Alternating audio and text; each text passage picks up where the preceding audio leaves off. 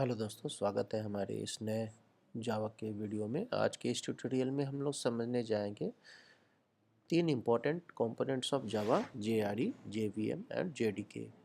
JRE stand for Java run time environment, JVM stand for Java virtual machine और JDK means for Java development kit. तो आइए सबसे पहले हम लोग जेआरई के बारे में जानते हैं। जेआरई यानी कि जावा रन टाइम एनवायरनमेंट। ये क्या है? एक तरह का पैकेज ऑफ सॉफ्टवेयर है जो हमारे को एक ऐसा इन्वायरमेंट प्रोवाइड करता है जहां हम मल्टीपल जावा एप्लीकेशन को रन कर सकते हैं। और जेआरई के अंदर ही जावा वर्चुअल मशीन होता है और कुछ सेट ऑफ लाइब्रेरी भी इसके साथ होते हैं जिसके ज़रिए कोई भी जावा प्रोग्राम रन कर सकता है। ठीक है, लेकिन इसके अंदर जो है कोई डेवलपमेंट टूल्स नहीं होते हैं, जैसे कि कंपाइलर हो गया या डिबगिंग के लिए डिबगर्स हो गया, ये इसके साथ नहीं होते। अब आप बात करते हैं की कंपोनेंट्स ऑफ जेआरई। जेआरई के जो मेजर कंपोनेंट होते हैं वो होता है जेवीएम यानी जावा वर्चुअल मशीन। यानी जेवीएम जो है एक तरह से जेआरई का कंपोनेंट हो गया। तो the JVM is responsible for running the compiled Java byte code. जैसा कि आपको पता है कि जब हम जावा का कोड पहले हम लोग जब कोड को लिखते हैं तो उसको एक्सटेंशन नेम डॉट जावा से उसको हम सेव करते हैं। फिर नेक्स्ट स्टेज आता है उसको कंपाइल करने का, जिसके लिए हमें जावास्क्रिप्ट कंपाइलर की ज़रूरत पड़ती है ना। तो जावास्क्रिप्ट कंपाइलर क्या करता है, वो हमें Java file co dot class file में कन्वर्ट कर देता है जिसको हम बाइट कोड कहते हैं, है ना। तो जेवीएम क्या होता है, इसी बाइट कोड को क्या करता है, रन करता है। और ये एक तरह का समझ सकते हैं, इसको एक तरह का इंजन है जो इंटरप्रेट कर सकता है या कंपाइल कर सकता है बाइट कोड को और इसे कन्वर्ट करता है मशीन कोड में, है ना। Java virtual machine ensures platform independence by allowing same byte code to be executed on different operating system. तो ये जेवीएम आपको पता ही होगा कि जो जावा जो है वो प्लेटफॉर्म इंडिपेंडेंट लैंग्वेज है, यानी कि आप इसे किसी भी ऑपरेटिंग सिस्टम पर रन कर सकते हैं। तो ये कैसे संभव हो पाता है? ये संभव हो पाता है जेवीएम के जरिए। जेवीएम ही जो है ये इंश्योर करता है कि जो बाइट कोड है वो अलग अलग प्लेटफॉर्म पर इजीली रन कर जाए। ठीक है ना। तो जीआरई का फर्स्ट कंपोनेंट हो गया जेवीएम, दूसरा हो गया कोर जावा लाइब्रेरी जिसको एपीआई भी हम कहते हैं। तो these are the fundamental libraries and classes that Java application need to perform task like input output, data manipulation, networking and more. तो कोर लाइब्रेरी जो होते हैं पहले से कुछ एपीआई इसके अंदर डाले गए हैं। इसके ज़रिए जो है हम इनपुट आउटपुट ले सकते हैं जावा प्रोग्राम में, डेटा को मैनिपुलेट कर सकते हैं। डेटा मैनिपुलेशन मतलब डेटा का इंसर्शन, डिलीशन, मॉडिफिकेशन कर सकते हैं, नेटवर्किंग कर सकते हैं। ये सारी चीज़ें जो है हम कुछ बेसिक लाइब्रेरी के ज़रिए कर पाते हैं और ये बेसिक लाइब्रेरी जो है कंपोनेंट होता है जेआरई का। तो कॉमनली यूज जो लाइब्रेरी जो कि इंक्लूड किए जाते हैं क्लास में, ये है जावा यूटिल, यूटीआईएल, जावा आईओ, जावा लैंग, जावा डॉट नेट, जावा एनआईओ, है ना। ये सारे कोर लाइब्रेरी हैं जिसके ज़रिए हम लोग कुछ स्पेसिफिक काम कर सकते हैं, जैसे कि input output, data manipulation and networking का। तीसरा जो कंपोनेंट जेआरई का होता है वह है जावा का क्लास लोडर, है ना। ये क्या करता है, this component loads dot class file को, है ना, कंपाइल्ड बाइट कोड। जैसे कि आपने पहले कोड लिखा, उसका एक्सटेंशन नेम डॉट जावा दिया, उसको हमने जावा सी कंपाइलर से उसको कंपाइल किया, फिर हमें मिलेगा डॉट क्लास फाइल। तो डॉट क्लास फाइल को लोड करने का काम जावा क्लास लोडर करता है। कहाँ पर इसको लोड करता है, जेवीएम के अंदर, और वेरीफाई करता है और वेरीफाई करने के बाद इसको आगे एग्जीक्यूशन के लिए तैयार करता है। तो ये जो काम है जावा क्लास लोडर का होता है, ये भी जेआरई का ही इम्पोर्टेंट कंपोनेंट है। चौथा जो इम्पोर्टेंट कंपोनेंट है जेआरई का वो है Java run time. The runtime environment manages the execution of Java programs, including aspects like memory management, threading and handling exceptions, है ना।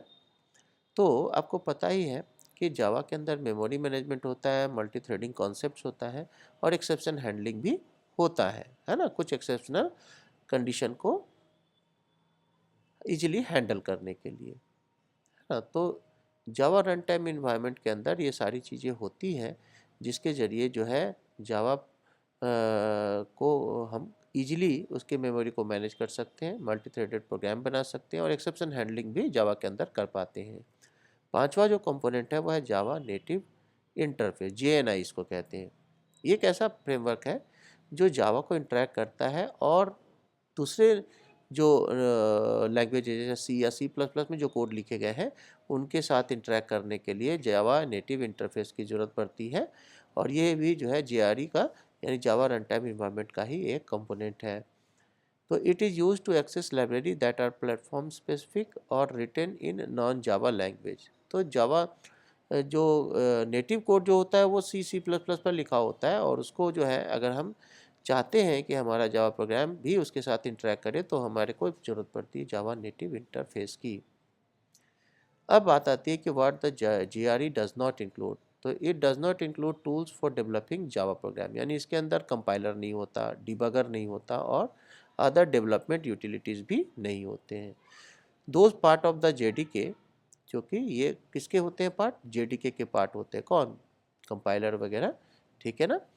तो अब हम आते हैं JRE वर्सेस JDK के। तो JDK क्या होता है, जावा डेवलपमेंट किट होता है, ठीक है, जिसके अंदर ही JRE होता है as well as additional tools necessary for Java development such as compiler और डिबगर। यानी कि JDK के अंदर JRE भी होता है और साथ में उसके अंदर कंपाइलर भी होता है जावा सी और साथ में उसके अंदर डिबगर भी होता है।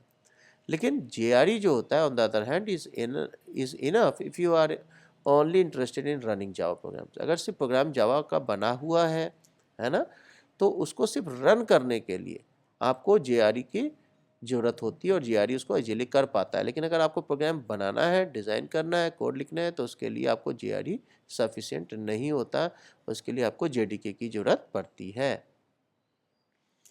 JRE is typically installed on end user machine, the machine that are running Java application, ensuring that Java applications can execute correctly। तो जैसा कि आपको पता है जावा रन टाइम इन्वायरमेंट की ज़रूरत प्रोग्राम को रन करने के लिए ही होती है, इसलिए इसको हम लोग एंड यूज़र मशीन के ऊपर ही इंस्टॉल करते हैं, ठीक है। और developers who right Java code will usually need the JDK, है ना। तो जो डेवलपर हैं जिनको जावा कोड राइट करना है उसके पास JDK होता है, इनके अंदर सब कुछ होता है, everything in the JRE plus development tools and साथ ही साथ कंपाइलर्स वगैरह भी इसके अंदर होते हैं, ठीक है ना। तो if you are a developer writing a Java program you will need the JDK to compile your code and generate byte code, है ना। तो JDK की ज़रूरत पड़ेगी अगर आप जावा प्रोग्राम डेवलप कर रहे हैं, है ना। और उसके बाद कंपाइलर की ज़रूरत पड़ेगी, ठीक है। तो कंपाइलर भी JDK के अंदर ही होता है जिससे कि बाइट कोड जनरेट हो जाता है और डॉट क्लास नाम की एक इंटरमीडिएट फाइल बनती है। If you are just a user running a Java based application you will only need the JRE to execute the Java program. तो आशा है आपको ये पहले तो ये समझ में आ गया होगा कि अगर आपको कोड लिखना है, कंपाइल करना है तो JDK की ज़रूरत पड़ेगी और सिर्फ आपको डॉट क्लास फाइल को रन करना है तो उसके लिए आपको JRE की ही सिर्फ ज़रूरत पड़ेगी। अब आते हैं JDK के ऊपर। The JDK is a software development kit that provide the tools needed for developing Java application. तो JDK क्या है, एक सॉफ्टवेयर डेवलपमेंट किट है जिसके अंदर सारे टूल्स मौजूद होते हैं जिसके ज़रिए हम जावा एप्लीकेशन को डेवलप कर सकते हैं, है ना। और इसके साथ साथ ये ध्यान रखना है कि JRE जो है JDK का ही एक पार्ट है बट आल्सो एड्स टू, लेकिन इसके JRE के साथ साथ इसके अंदर टूल्स भी अलग से डाले गए हैं डेवलप करने के लिए जावा प्रोग्राम, साथ ही साथ कंपाइलर, डिबगर्स और अदर यूटिलिटीज़ के भी कंपोनेंट ऐड किए गए हैं JDK के अंदर। तो की कंपोनेंट्स ऑफ JDK में जावा वर्चुअल मशीन आ गया, the run time environment where Java programs are executed. उसके बाद जावा कंपाइलर भी इसके अंदर होता है। जावा कंपाइलर क्या करता है, डॉट जावा फाइल को बाइट कोड में कन्वर्ट कर देता है, यानी कि डॉट क्लास फाइल में कन्वर्ट कर देता है और ये डॉट क्लास फाइल को JVM एग्जीक्यूट कर सकता है ना। तो JVM जो है डॉट क्लास फाइल का यानी बाइट कोड का एग्जीक्यूट करने के लिए JVM की ज़रूरत पड़ती है। जावा लाइब्रेरीज क्या होते हैं, set of pre written classes and method that provide common functionality that is data structure, file handling and networking के लिए हमारे को प्री रिटन क्लासेस और मेथड की ज़रूरत होती है जो API के फॉर्म में पहले से डाले गए होते हैं और ये JDK का ही पार्ट होता है। JRE हमने समझ ही लिया है, providing the essential library and the JVM required to run Java application. Development tools. Development tools के अंदर कमांड लाइन टूल्स होते हैं जैसे Java C compiler, Java documentation generator, Java run time launcher and other to help you build, test and deploy Java application. तो ये सारे development code kit भी, development tools भी जेडीके के अंदर होते हैं। यानी जेडीके के अंदर जो टोटल 5 कंपोनेंट हो गए, JVM Java virtual machine, Java compiler, Java libraries, JRE and development tools. अब आते हैं JVM के ऊपर। The JVM is the run time engine that enables Java program to run on any device और operating system providing platform independence. तो Java की जो सबसे अच्छी खासियत है वो ये है कि ये प्लेटफॉर्म इंडिपेंडेंट लैंग्वेज है। तो JVM जो है वो एक तरह का रन टाइम इंजन इसको कह सकते हैं, जो कि इनेबल करता है जावा प्रोग्राम को कि वो किसी भी डिवाइस पर और किसी भी ऑपरेटिंग सिस्टम पर इजीली रन कर पाए। When you compile Java code, the Java compiler turns it into bytecode, है ना। Java C compiler क्या करता है, उसको जो है बाइट कोड में कन्वर्ट कर देता है ना। And not native machine code, किसी नेटिव मशीन कोड में कन्वर्ट नहीं करता बल्कि बाइट कोड में। और इस बाइट कोड को कौन एग्जीक्यूट करता है, JVM। इससे क्या हो जाता है, प्लेटफॉर्म इंडिपेंडेंसी आ जाती है। अब की रिस्पॉन्सिबिलिटी ऑफ JVM की बात करें तो JVM के अंदर पहली रिस्पॉन्सिबिलिटी है लोडिंग।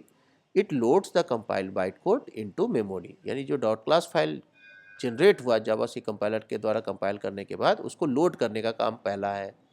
बाइट कोड का वेरिफिकेशन करता है, ensures that the byte code is valid and safe to execute. ये पहले चेक करता है कि जो बाइट कोड आया है वो सही है और सेफर है एग्जीक्यूट करने के लिए। Execution, execute the bytecode line by line using just-in-time compilation for performance optimization। तो ये एग्जीक्यूशन का काम भी, जो बाइट कोड जनरेट हुआ उसको वो लाइन बाय लाइन एग्जीक्यूट करने का काम भी JVM का होता है। और साथ में सबसे इम्पोर्टेंट बात है memory management, handles memory allocation and garbage collection, cleaning up unused objects from memory to avoid memory leaks, है ना। तो ये मेमोरी एलोकेशन को हैंडल करता है, गार्बेज कलेक्शन को हैंडल करता है, आगे की क्लासेस में हम गार्बेज कलेक्शन समझेंगे। और ये क्या करता है कि अनयूज जो ऑब्जेक्ट्स मेमोरी में रह गए हैं उनको क्लीन करता है ताकि मेमोरी लीक्स आगे ना हो सके। JVM are specific to the operating system and hardware architecture. For example, there are separate JVM for window, Mac OS and Linux. JVM अलग अलग तरह के हो सकते हैं, इसका ध्यान आपको रखना है। जावा वर्चुअल मशीन जो होते हैं वो ऑपरेटिंग सिस्टम स्पेसिफिक होते हैं और हार्डवेयर आर्किटेक्चर के ऊपर भी डिपेंडेंट होते हैं। This is why Java is considered platform independent. You write code once and the JVM for each platform handles running it. की डिफरेंस, अब डिफरेंस क्या है, JDK is for development and contains tool for writing, compiling and debugging of Java code, and JVM is for the execution and provides the runtime environment that allows Java bytecode to run on any platform। तो अगर आपको development करना है तो JDK के जरिए करेंगे, आपको रन करना है, प्रोग्राम को एग्जीक्यूट करना है तो JVM के जरिए करते हैं आप, ठीक है। एग्जाम्पल फ्लो, तो ये कैसे होगा, you write code, Java code in A text editor, किसी भी टेक्स्ट एडिटर में, नोटपैड में कर लें, वर्डपैड में कर लें, कहीं भी कर लें, या IDE इंटीग्रेटेड डेवलपमेंट इन्वायरमेंट में कर लें। उसके बाद हमें क्या करना था, जावा सी कंपाइलर के जरिए उसको हम लोग क्या करते हैं, कंपाइल करते हैं, जिससे क्या प्रोड्यूस होता है, डॉट क्लास फाइल, जिसको हम बाइट कोड कहते हैं। अब हम क्या करते हैं, you run the byte code using Java command से उसको रन करते हैं, विच इन्वोक्स, इससे क्या होता है, JVM इन्वोक्स हो जाता है, एक्टिवेट हो जाता है और ये एग्जीक्यूट करता है बाइट कोड को हमारे मशीन में, ठीक है ना। तो समरी तो यही है कि JDK is used to develop Java application. It includes JRE and JVM, JRE and JVM, and JVM is used to run Java application. I think आपको इन तीनों के बीच में क्लियर हो गया होगा कि JDK क्या है, JVM क्या है और JRE क्या है, ठीक है ना। तो एक तरह से हम ये मान सकते हैं JRE और JVM JDK का ही पार्ट है, ठीक है। तो इस वीडियो में आशा है आपने 3 जो कॉमन टर्म है जो बार बार हम जावा में यूज़ करते हैं, इसके बारे में आपको अच्छे से पता चल गया होगा, ओके। तो आज के वीडियो में बस हम इतना ही रहने देते हैं, फिर मिलते हैं अगले किसी एजुकेशनल वीडियो में। तब तक के लिए गुड बाय, कीप रीडिंग।